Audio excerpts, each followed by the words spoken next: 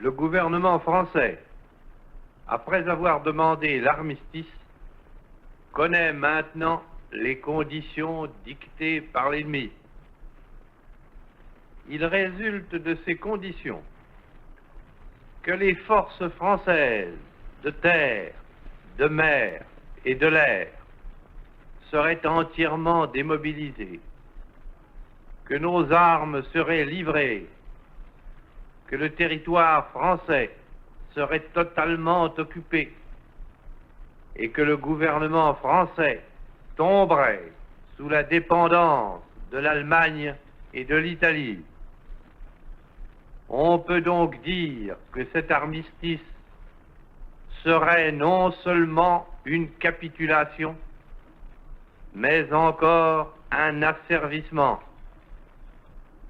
Or, beaucoup de Français n'acceptent pas la capitulation ni la servitude pour des raisons qui s'appellent l'honneur, le bon sens, l'intérêt supérieur de la patrie. Je dis l'honneur, car la France s'est engagée à ne déposer les armes que d'accord avec ses alliés. Tant que ses alliés continuent la guerre, son gouvernement n'a pas le droit de se rendre à l'ennemi. Le gouvernement polonais, le gouvernement norvégien, le gouvernement hollandais, le gouvernement belge, le gouvernement luxembourgeois, quoique chassés de leur territoire, ont compris ainsi leur devoir. Je dis le bon sens, car il est absurde de considérer la lutte comme perdue. Oui, nous avons subi une grande défaite, un système militaire mauvais, les fautes commises dans la conduite des opérations, l'esprit d'abandon du gouvernement pendant ces derniers combats nous ont fait perdre la bataille de France. Mais il nous reste un vaste empire, une flotte intacte, beaucoup d'or. Il nous reste des alliés dont les ressources sont immenses et qui dominent les mers. Il nous reste les gigantesques possibilités de l'industrie américaine, les mêmes conditions de la guerre qui nous ont fait battre par 5000 avions et 6000 chars peuvent nous donner demain la victoire par 20 000 chars et 20 000 avions.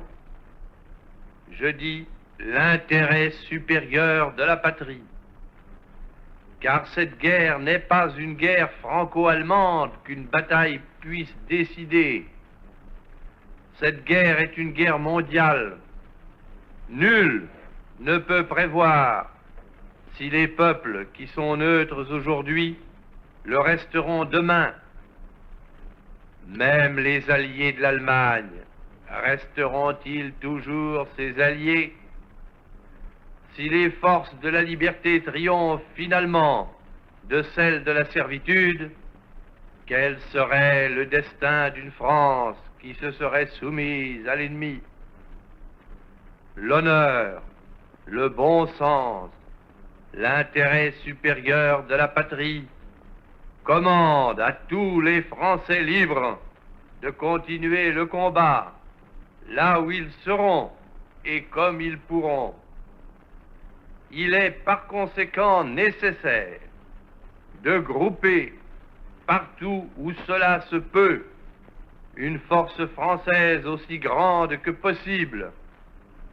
Tout ce qui peut être réuni en fait d'éléments militaires français et de capacités françaises de production d'armement doit être organisé partout où il y en a.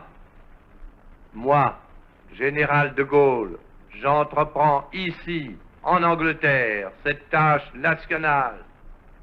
J'invite tous les militaires français des armées de terre, de mer et de l'air J'invite les ingénieurs et les ouvriers français spécialistes de l'armement qui se trouvent en territoire britannique ou qui pourraient y parvenir à se réunir à moi.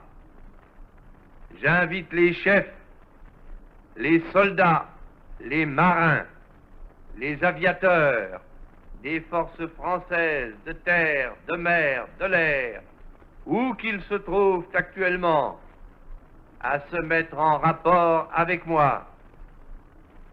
J'invite tous les Français qui veulent rester libres à m'écouter et à me suivre. Vive la France, libre, dans l'honneur et dans l'indépendance.